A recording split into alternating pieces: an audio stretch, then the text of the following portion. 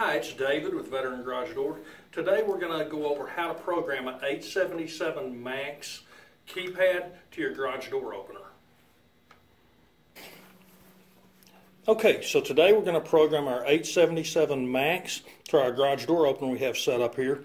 So to get started, we need to set up the keypad. To do that, you need to press the star key and the pound key at the same time and hold them down until the backlight stops flashing. During this time, you need to come up with your 4-digit PIN. So now, backlight stopped.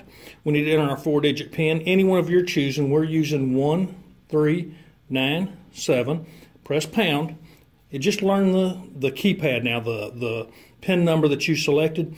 Now, you need to look at the back of the opener. This opener has a yellow learn button. So that means we press the enter button one time. That tells us what frequency it's on.